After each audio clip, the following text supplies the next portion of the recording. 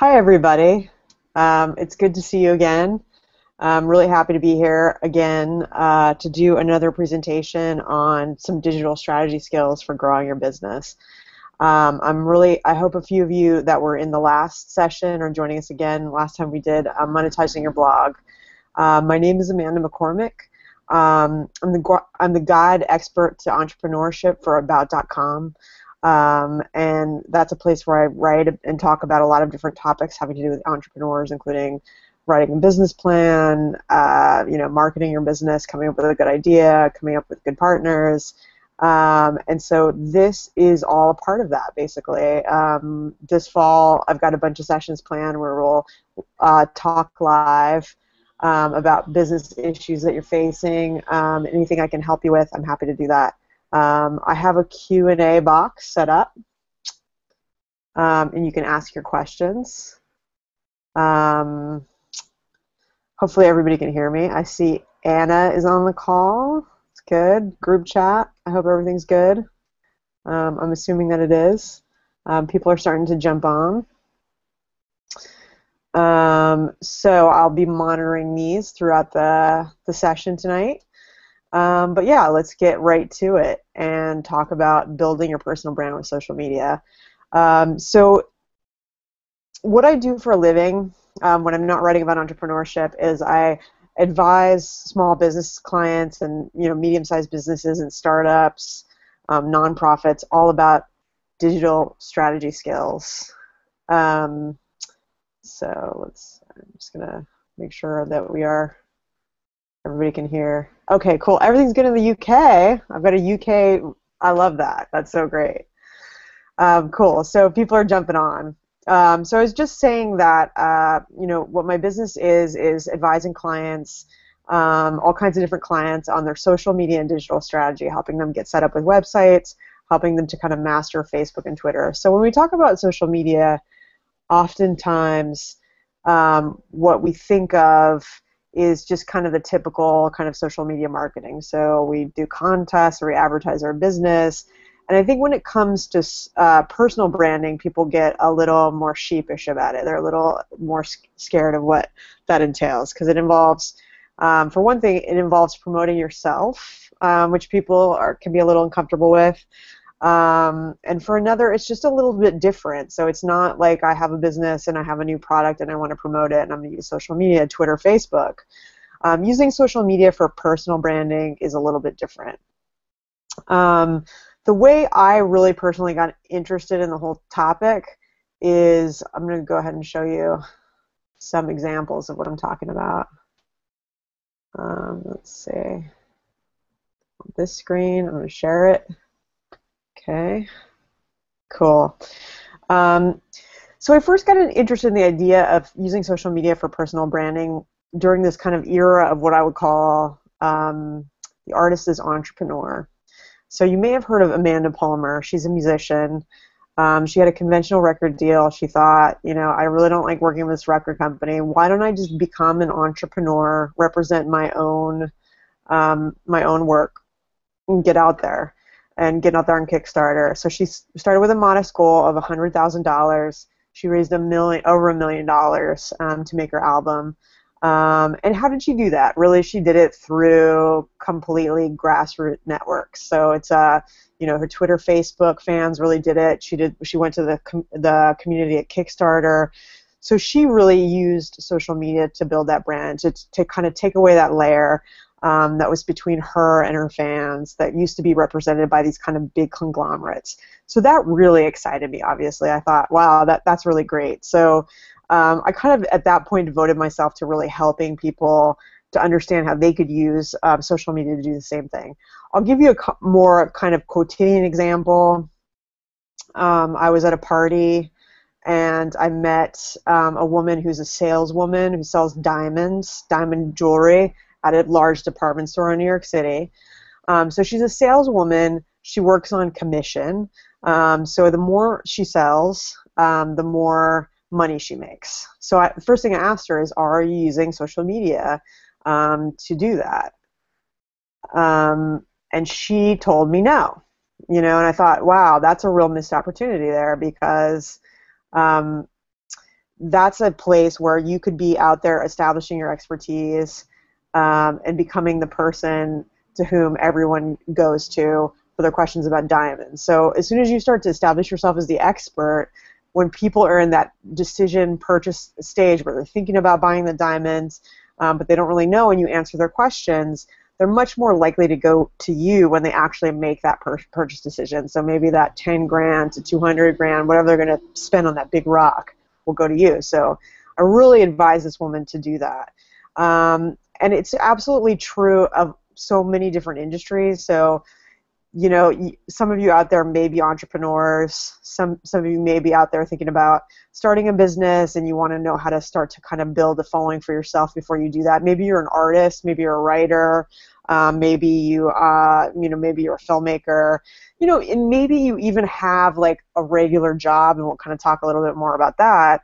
And you just want a little more job security. So social media is a place where you can start to build your expertise and build the world's consciousness of what you're doing, and sort of solidify that. So that gives you some more job security in a sense, because you're looked at as an expert on a particular topic. You know, your job is maybe less likely to let you go, even if they do. You know, maybe you have that expertise established, and you feel like you can carry it with you to another job, which I really like.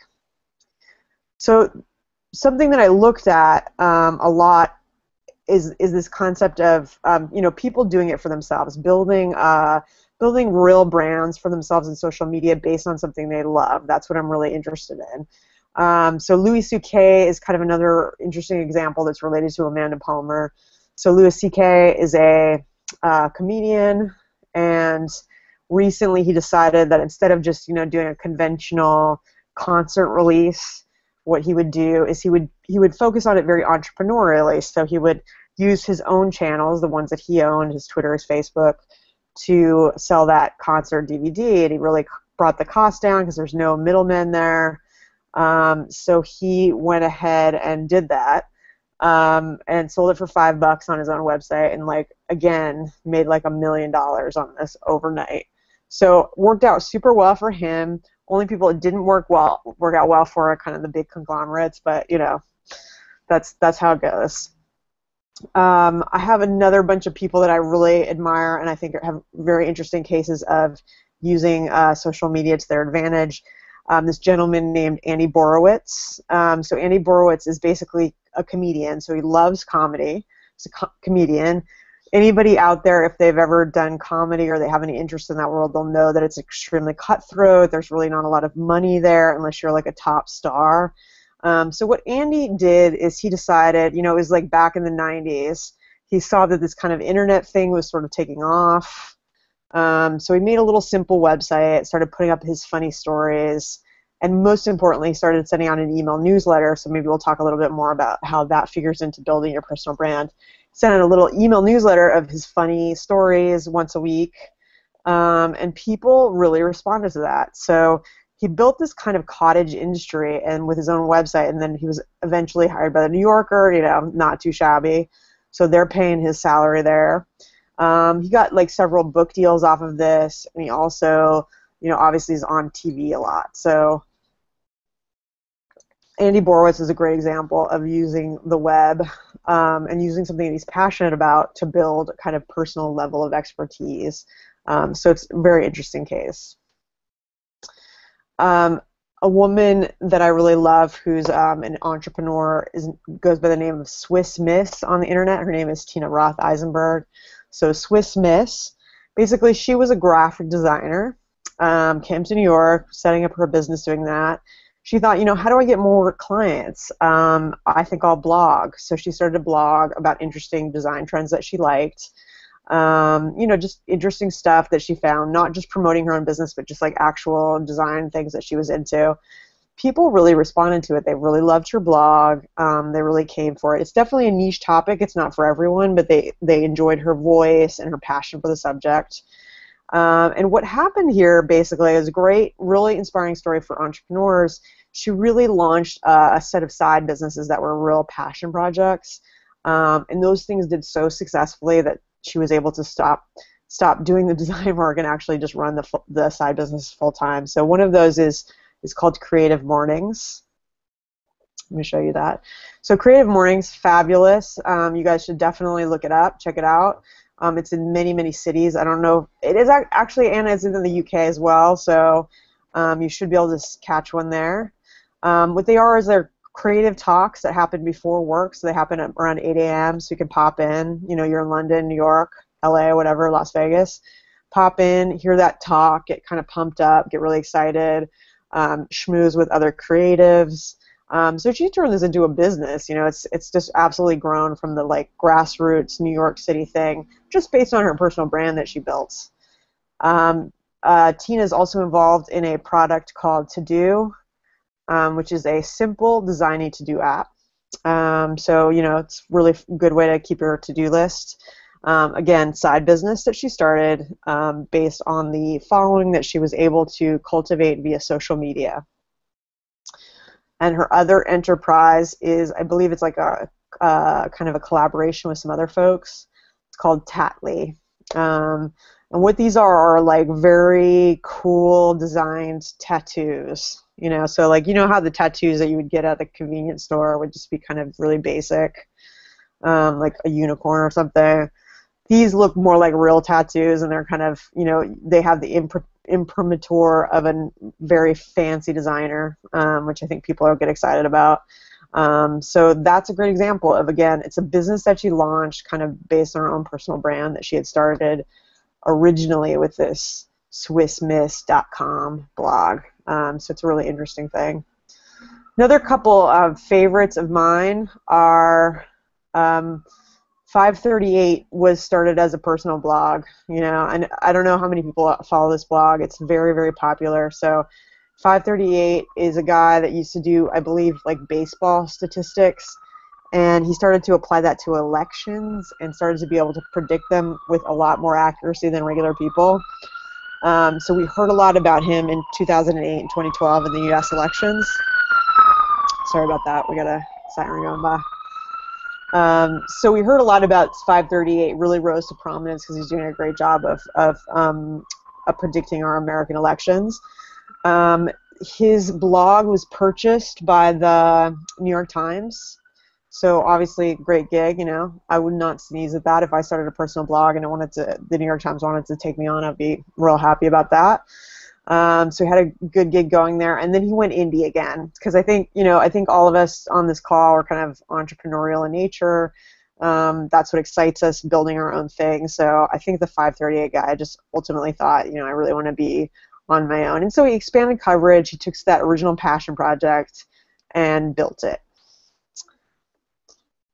Brian Stetler, again, great, fabulous, wonderful story of a passion person who became very entrepreneurial. So this guy, I believe, was like a teenager in like the Midwest, and he started blogging about TV news. And people in TV news just really loved it. They just got really excited about the way this kid wrote. Had absolutely no connections whatsoever. They just liked him, and he did a great job of writing about something that he was passionate about. So that blog got purchased by Media Bistro, and it ran there for a while, and then it got picked up by the New York Times. So we have a guy with zero connections, just on the strength of his passion project and his personal brand on the web. Was able to kind of parlay that into from like Palookaville in the Midwest to New York City and working for the New York Times, which I think is great. So now he works for CNN, but really successful guy. So he did a very, very strong job of building a personal brand via the web, and again, writing about something that he's very passionate about. A couple of other examples that you guys might know about are Deuce.com. So Deuce is arguably the most well-compensated blogger on the web today. I believe she's queen of the traffic and sort of the revenue picture in terms of just straight blogs of a person that's just blogging their personal life. So that is her site. It's got a lot of ads on it, obviously. She basically writes about her kids and her dogs. Who knows how that will work out when they grow up. That might be a little bit of a challenging thing. But you know, she was a gal out there. Started blogging about her personal life, stuff she was passionate about. Was able to grow the audience just through sheer word of mouth, and people just really enjoying her writing. Again, perfect example. We sort of talked a little bit about this in the monetizing your blog session, which you can find on the archives. But it's just interesting to look at how people do this stuff. So. And then the Pioneer Woman is another one that's the same kind of grassroots efforts. It's basically a woman who moved to, you know, Wyoming or something and enjoys cooking and made a blog about that. And this is, again, maybe one of the most popular personal blogs on the web today. So she makes a boatload of cash based on the advertising revenue, which is really, really interesting. But again, you know, it starts with something that I can't underscore enough. It starts with a passion. And then it has to go from a passion to a readily identifiable audience. So in all of these cases, we see audiences that these people have cultivated. So in the Amanda Palmer case, she had her music fans and the various intersections of those music fans and the existing communities on the web. So like a Kickstarter, maybe her Facebook fans and Twitter fans. Louis C.K. had his, you know, tight-knit group of comedy fans out there, people who really love him. Borowitz Report, comedy scene, you know, people that just like something that's funny. Swiss Miss, I think that really started in the design world, but it really broadened out to a larger population of creative people and kind of tech people. 538, that was just, you know, that was just a very original take on stats and prediction, which is, I think, helped that guy cut through really well. It's, you know, it's something that we all want to know about, like who's going to win the race. And because he was able to do that much differently than everyone else, people paid attention. Brian Stetler really loved TV news and was able to reach the right people with that. Deuce, mom, blogger, you know, everybody likes kids. It's hard to write about them successfully, but she did it. She was one of the first. I think that space is pretty saturated right now. And Pioneer Woman, cooking and food. Which is all, you know, stuff that, you know, definitely taps into a lot of networks that are excited about that. So one thing that you might notice about all these people is that they all, you know, they're all bloggers. So that's one thing that I tell people to think about when they're thinking about how do I build a personal brand on the web. Blogging can be a very good way to do that. There are obvious pluses and minuses to that approach, because obviously you have to spend a lot of time blogging. That can be challenging.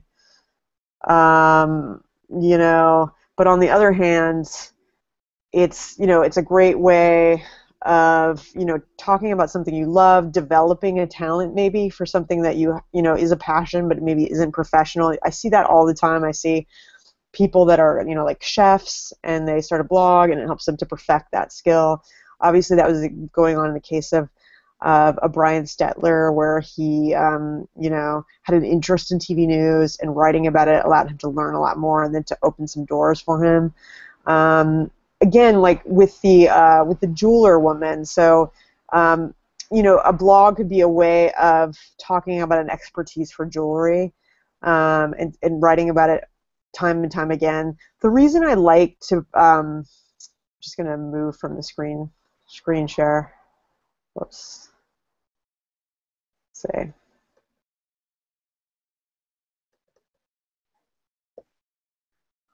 Screen share this. Oh, here we go. I'm coming back to me. The reason why I steer people towards doing their own blogs is because then you own a piece of real estate on the web. That's your own website. And I like to use kind of a hub and spoke model where you're publishing something out to a blog, and then that gets filtered out to Facebook, Twitter, and all the other places. Although by no means is it the only way you can build a personal brand on the web. It's definitely someplace I like to start. I like to start with the idea that somebody will have their own website and build a web presence. I think that's really important and really powerful. Let me see. So we should talk about some of the networks that you might use to build your personal brand, and kind of the ins and specific outs of how that works.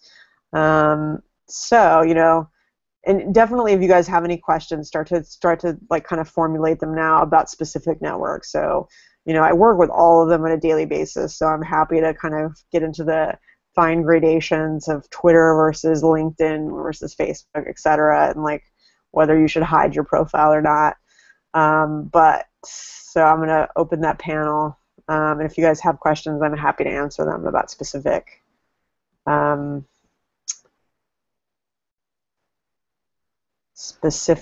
things. But for the moment, I'm going to switch us back to looking at some examples. Let's see where I want to go here. Okay, so we're talking about building a personal brand. So if we set aside the question of your own personal website and building a blog, which is admittedly not for everyone, you're faced with a kind of blinding array of different social networks, right? And that can be completely overwhelming, and I 100% understand that. But a great place to start is definitely LinkedIn. LinkedIn has a lot of opportunities that people don't take advantage of. So when you're looking at a LinkedIn profile, and this is by no means optimized, this is mine, I'm just using it as an example. But LinkedIn is a very let's say LinkedIn is kind of a search engine, basically. So when people are out there recruiting and looking for people for candidates for jobs that are basically even sometimes aren't open and aren't listed, they're using LinkedIn sometimes as a search engine. So when you go to that search bar, you can put in like director of marketing. So let's say I was looking for that.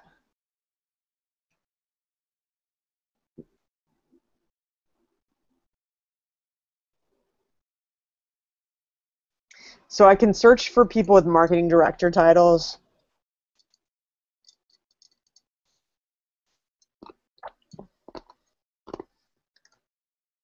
And I come up with a varying array of different people in the immediate vicinity with those titles. But the trick for you with your LinkedIn profile is to make sure that you're ranking well you want to be searched for. So that's always a battle. And one thing to do to increase your chances of success there are to make sure that this line underneath my name, copywriter, social media pro, web maven, and digital educator, make sure that that line is studded with the right keywords that will get you surfaced in search. So I think you guys have probably seen people out there that use that line as maybe like a joke or some kind of superlative statement about them. But the trick there is to really have some keywords that people will be searching for. So even mine could use some work because I think probably web maven is not a very good keyword, and neither in a way is digital educator. I think trainer might be a better word than digital educator because it might not be something people are searching for. But take the time to really optimize your profile as much as you can on LinkedIn. I have plenty of verbiage here about what I do and some of the clients that I work with, the kind of projects that I work on. Those things are really, really important in terms of, again, showing up in search. There are different elements that you can add to your profile. I would say spend some time, actually enhancing your profile, seeing all the opportunities you have to talk about yourself and to strut your stuff. So for instance, I added, I do a lot of digital training and teaching for various organizations. So I was able to add a skill, what do they call that? The name is escaping me. SlideShare. So SlideShare is the social network for PowerPoint decks, and I was able to add a module there so I can look at all, I can load up my recent SlideShares so that people can see that I'm presenting a lot of different kinds of material and that I have a large kind of bench of material for their, lovely classes or, presentations that they might need me to do. So I'm taking advantage of all of that space.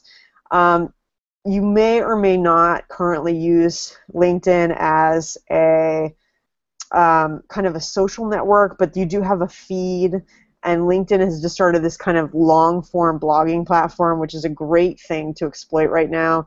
I'm sorry to say that I have not started to exploit it, but I love it when any kind of business out there kind of launches something new that people aren't really using yet. Like we'll talk about Vine in a second, but like anything that's new and people haven't really caught on to yet, you have an absolute opportunity to cut through.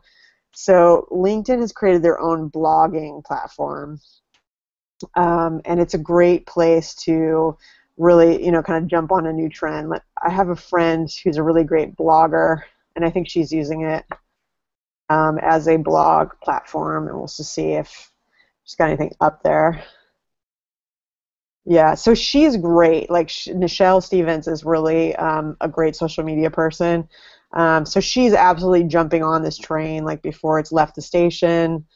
She is, I'm sorry, it's a little slow. So she's using it to post interesting information about, these different, kind of the work that she does.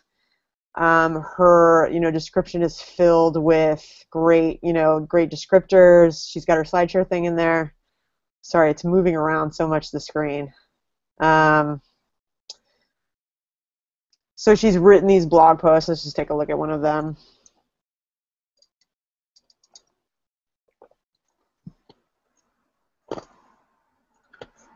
So she posts this thing. I can follow her now as I follow her on other social networks because I know she's going to write some good business content. And I'll just follow her, and just that's a great way of building her personal brand. Obviously, she's a knowledgeable person.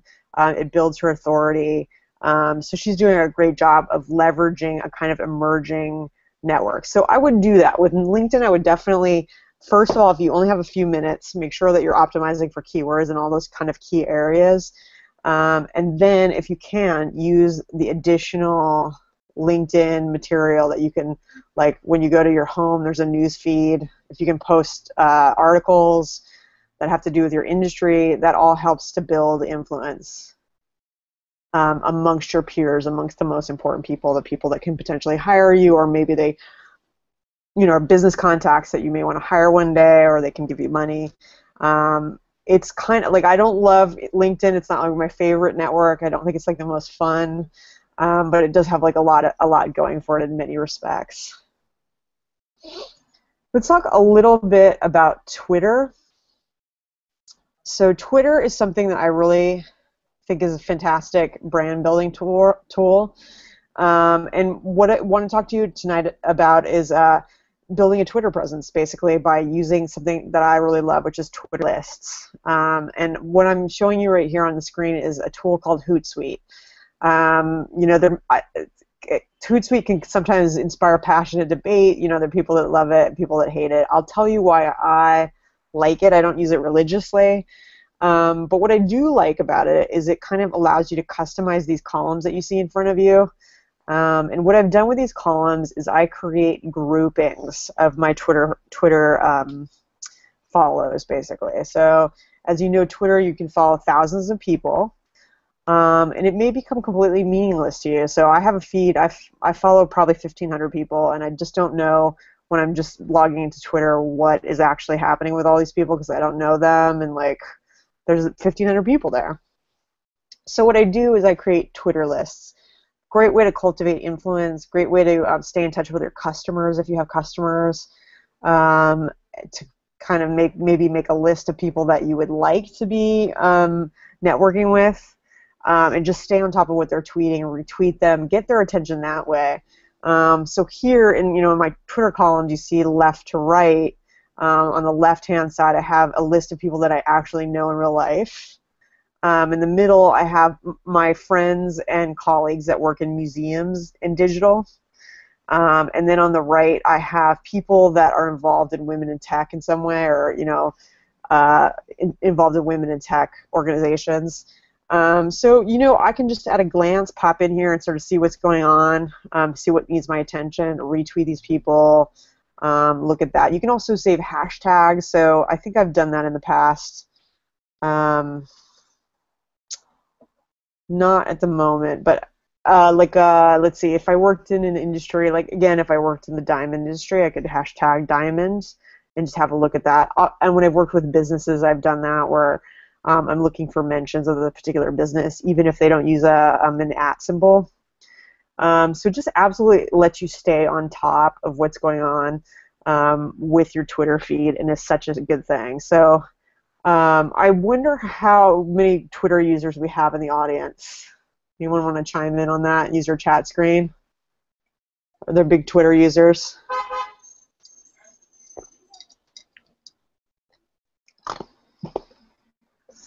I have so many screens in front of me, but I'm...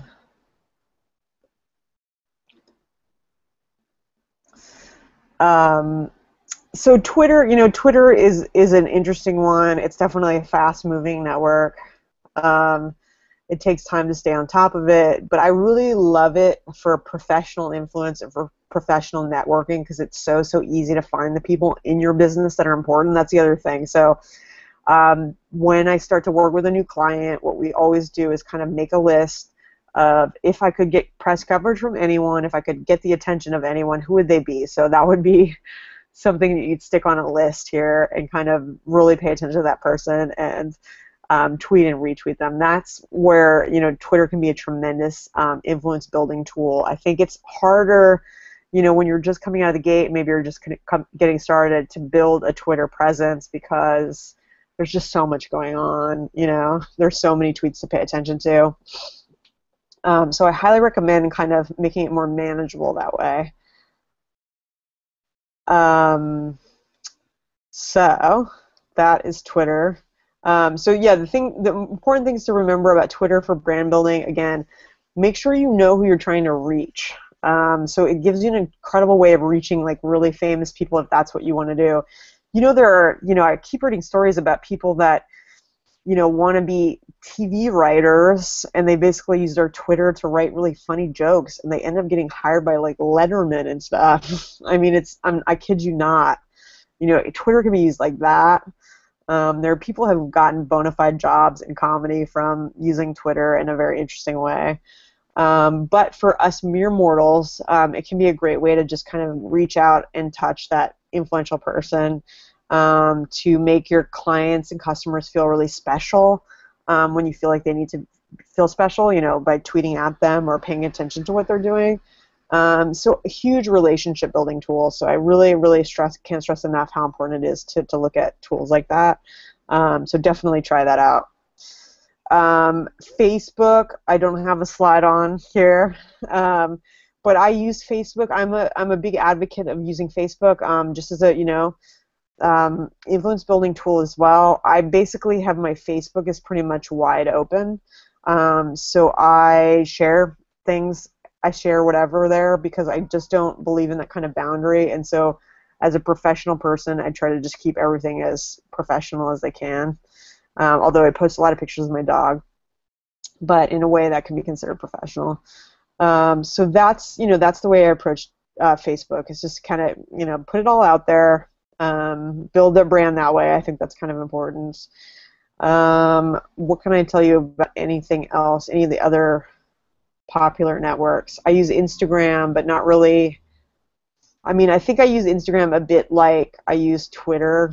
So it's like a hashtag thing. It's like it's interesting to see who's out there. Again, you kind of build a rapport with other people that way, and kind of create a presentation of your life that is obviously idealized. But it helps you to build kind of, people know who I am through Instagram as well. So it tells a story about you. That's really important as well. But again, I think the place that a lot of people are going to have success, and everybody out there listening, you guys all have an expertise somewhere, right? And often that expertise is tied to your job. So you're a writer, maybe you're a writer, and you know a lot about, your subject matter is environmental sustainability, so you know a ton about that. Show us your influence, show us your authority on that topic by posting a lot of articles about that on your Facebook, on your Twitter. Use your Pinterest for that, get that out there. And when we're talking about building authority, there are some interesting ways you can do that on other sites that are not the usual suspects. So A site that I find fascinating is called Quora. I don't know if you guys have ever seen Quora, but Quora as a personal brand building tool cannot be overlooked. It's basically a question answering site, but unlike like an answers.com, it's a very high quality site. So the concept here is to have real experts, real authorities answer the questions. So if you start to browse it, and I'm a huge nerd, so I just really enjoy browsing it, and I enjoy seeing what's out there. Like I was just looking at a question on like what are the biggest design innovations that Apple has ever come up with. Like that's such an interesting question, and it had the answers were really interesting as well. They were just great, people that are product designers, people that really knew that topic incredibly well. What are the most successful tech startups to emerge over the last 5 years without venture capital support? So like I'm just reading that. It's a news question, and like that would be a great article for me on entrepreneurs. So I might pick that up and see what they say. So for me, it's both. I don't answer too many questions, but I do get information there. And so people answering questions on here are able to kind of create a sense of authority through the questions that they answer. So I highly recommend checking it out. Mostly, well, it started in the tech sector, so often questions are about tech and design, but not always. So, bear that in mind. You can definitely find different things there. So have a look at that. There's a site called Stack Overflow, which is very similar to Quora, but it just focuses really on programming. So it's really for programmers. But it's very important for programmers. Stack Overflow basically, it's something that if you are a programmer, it's something that's kind of almost become a job prerequisite in many startups that you have a Stack Overflow profile and that you've answered questions. It's not something that I deeply get into, but I often go there for answers to questions when I'm working on website projects. So it's an interesting place that you could potentially learn a bit about building authority. And I mentioned before that there is some potential in grabbing onto underutilized opportunities. So Vine is a 6-second video platform that many of you may have heard of. I'm just going to pop the sound on this so you can hear what she's doing here. Dawn Sith, journalist, strategist, manager, deadline Jedi, idea machine Dawn Sith, journalist, strategist, manager, deadline Jedi, idea machine Dawn Sith. So basically, what this is it's a Vine resume. Dawn Sif here, is trying to get a job, and it actually did work out for her because it was a new idea, and she got a lot of press coverage, and she's probably a nice gal. So, eventually she found the way to the right person, to the right hiring manager, which is an interesting thing. So it just shows you how to be creative in building your personal brand on the web or using an emerging network. So Vine is an interesting one for sure. So I mentioned before about setting up your own web presence. It turns out that you're interested in creating a personal brand on the web and maybe blogging your passion. You should definitely check out the archives, the piece that I did on monetizing your blog, because it's a great kind of introduction to how to do that. But just to go through it really quickly, WordPress.com is a great free platform for building a website. I would highly recommend it as a first step if that's something that you'd be interested in doing. You can come up with a really clean, nice website in a couple of minutes, and it's not going to cost you anything. So I think that's a really great thing. So that's what I would recommend first if you feel like you can start to build your blog build your authority through just putting your unique take out there in the world in the form of a blog. I would target it and tailor it and get smart about it and treat it as a business as you go along, and definitely watch my webcast about that. But to begin with, I think it makes a lot of sense to start somewhere and start for free. Tumblr is another platform that is free for blogging. Um,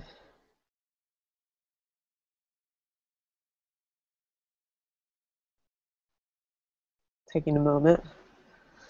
Tumblr is another kind of a blogging platform. I just finished teaching a class for Media Bistro about Tumblr and Tumblr marketing.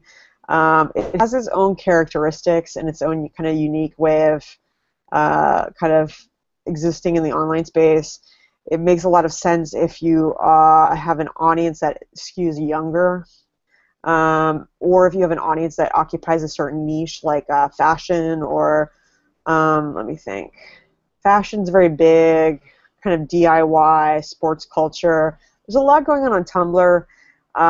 It's probably not right for everyone, but it's an interesting platform to look at. There are other free website builders, and I created a kind of list of some resources for you guys to look at. Even the one that I used to make the list of resources is called checkthis.com. It's an interesting, like, single-page website builder. You should definitely check it out. It's very interesting. But checkthis.com, something you can put something up quickly if you felt like doing that. And so, yeah, so there's a lot of different free website builders. Wix.com is one. Squarespace costs money. I have a whole article on building a portfolio site on entrepreneurs@about.com that kind of go into the ways you can do that. But yeah, you should check it out and find a way to build a simple web presence for yourself if you can, because then you build kind of a centralized repository for all that social information in some form or fashion, and that will really help you build your personal brand in the future. So I'd love to open it up for questions now. Do we have any questions? I got to switch back to my quick Q&A screen. One moment. Okay.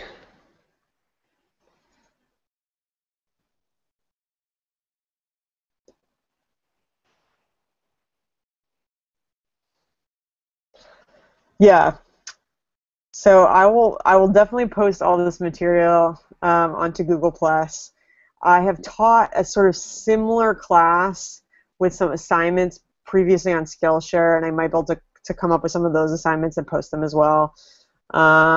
Just basically around kind of figuring out what your personal brand is, because I think that that's the next step. If any of this interests you and you want to pursue it, the real trick is to say, like, basically, how am I unique and how am I going to set that personal brand apart in the web space? The tools are all there and they're all free, so that makes it a lot easier. But the question is how do you define your personal brand? And that probably deserves its own separate class. So I'll see what I can post about that. I am also teaching a couple classes for Media Bistro this fall. So if you're interested in that, definitely take a look. MediaBistro.com. Search for Amanda McCormick. I'm up there. They're all about digital strategy and building brands using social media and stuff like that. Oh, I got a good question. So, do these free websites for blogs have a limit to the number of hits per month? Many of them do not. Like, I'd say Blogger and WordPress.com do not, and they'll actually handle the traffic very well. That's my understanding, although some of them will kind of limit you based on the traffic. But more power to you if you get a lot of traffic. I love that. If they do limit the traffic, it won't be that low of a limit. So you'd be looking at like 100,000, 500,000 hits, to the point where you'd be hopefully making enough revenue to not really have to care about that. So that's hopefully the least of your problems, dealing with a humongous amount of traffic.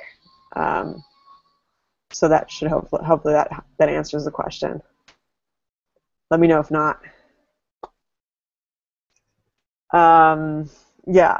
So yeah, so teaching this fall for Media Bistro, and also I'm doing a bunch more of these guys. I would love it if you guys come back for more sessions, and I'm definitely going to make them as participatory as possible. So we're definitely going to be doing one on Google Analytics and how to use that to optimize your web traffic and get more hits, understand your audience better, just how to read it. It's can be a little confusing sometimes. Dealing with Google Analytics. I know I've gotten a lot of questions out there about that platform. So we'll deep dive into Google Analytics. And then we're going to do writing a business plan, which is really tough and annoying, but really makes sense and can really be a powerful tool. So we'll talk about different strategies for that in an upcoming broadcast. So whether you do something really simple to something fully fledged and very complex, we'll talk about writing a business plan. Okay, Jeff Fellows is asking. Okay, great question, Jeff. Can you discuss using personal name versus company or blog name across the platforms? So this is something I've very much struggled with myself. What I would say is it has to do with your bandwidth, honestly. Like if you're really going to go full throttle for a business, I would use the business name. But if you're like me, and maybe you are, you have a lot of different interests. You're going to do many different kinds of businesses over your career. You're going to have many different kinds of jobs. That's where I strongly encourage you to use your own name and just kind of bring all of those diverse interests under one umbrella. So yeah, you wouldn't believe how much I get this question. People are like, let me create a separate presence for like my professional self. That's a question that I get too as well. So not only your question about should I use a business name versus my own name, but should I create two different kinds of like Facebook profiles for my professional life and my personal life? And in this context of like being entrepreneurs, I think it makes sense to build our personal brands first and then to build the businesses underneath them. So I hope that helps. Hope that helps you make a decision. It really can be very individual. But tweet at me or ask a follow-up question if that doesn't quite get to it. I'm kind of use a real name. I think the web is kind of trending that way too. Like Google is always pushing that. They always want you to use your own name and not a fake name. Facebook is going like that too. So, and I've built a lot of small business presences for various businesses, and sometimes I worry because there's just so many tentacles out there, and it's easier if it's just under one roof. All right, we've got a couple more minutes. I've got any more questions?